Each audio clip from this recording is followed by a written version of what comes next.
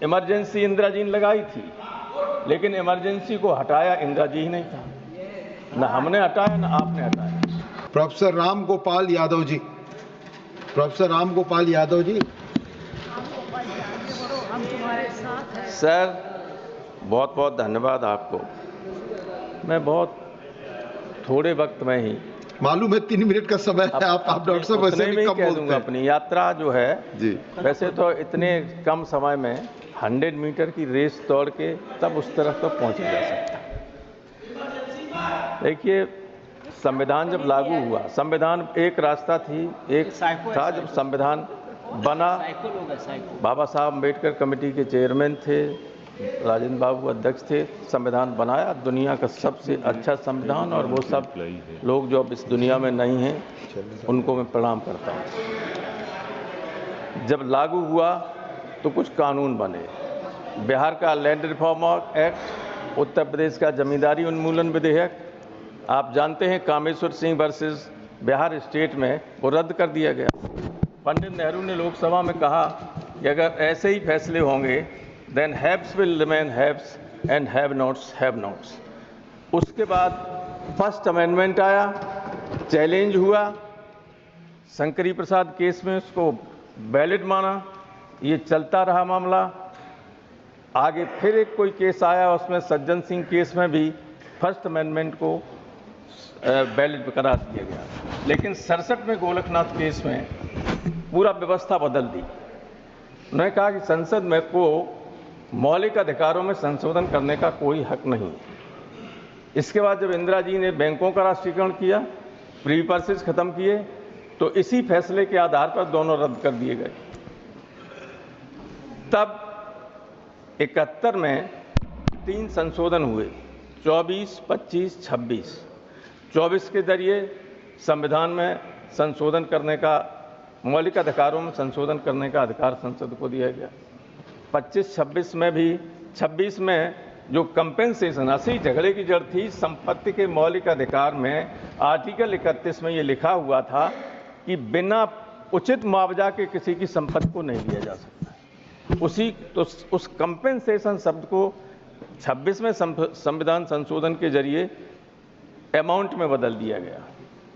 उस वक्त भी जस्टिस सीकरी ने ये कहा था, SM सीकरी ने, कि अमाउंट अगर नॉमिनल होगा, बहुत बड़ी संपत्ति को आप अधिग्रहित करेंगे, तो that will be a farce on the part of the government. उसके बाद जगमोहन लाल सिन्हा का जजमेंट आ गया, इमरजेंसी लगी, इमरजेंसी में सारे अधिकार छीन लिए गए और उसका दंड भी भोगना पड़ा कांग्रेस को। 77 के चुनाव में ये पूरे उत्तर भारत से हार गए। लेकिन एक चीज मैं कहना चाहता हूं, इमरजेंसी इंदिरा जी ने लगाई थी, लेकिन इमरजेंसी को हटाया इंदिरा जी ही नहीं था। न हमने हटाया न आपने हटाया। अब देश में अघोषित इमरजेंसी है। 1978 में 44 में संशोधन के जरिए संविधान में जो विकृतियां हुई थी, 42 में संविधान संशोधन के जरिए वो खत्म कर दी हैं। केवल नागरिकों के कर्तव्य और जो हमारी प्रस्तावना है उसमें कुछ संशोधन हुए थे, उनको बरकरार रखा गया।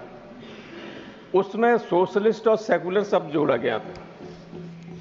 इंटीग्रिटी, यूनिटी के आगे इंटीग्रिटी और कुछ हुए थे संशोधन। लेकिन कुछ लोग ये कहते हैं कि ये सोशलिस्ट और सेकुलर शब्द कहाँ से घुसेड़ दिए गए चुपके से। इनकी याददाश्त बहुत कमजोर है। जनता पार्टी की सरकार थी, उसी ने ये स्वीकार किया। उसमें आपके 2 और देश के 2 सबसे बड़े नेता, बहुत बड़े नेता, सम्मानित नेता, बहुत इंपॉर्टेंट मिनिस्टर थे। माननीय अटल बिहारी वाजपेयी विदेश मंत्री थे और आडवाणी जी सूचना और प्रसारण मंत्री थे। ये सब उसमें शामिल थे जिन्होंने इसको रिटेन किया। तो ये कहना कि चुपके से आ गया, ये सेकुलर आ गया, ये सोशलिस्ट आ गया, ये बेईमानी है, ऐसा बात होनी नहीं चाहिए।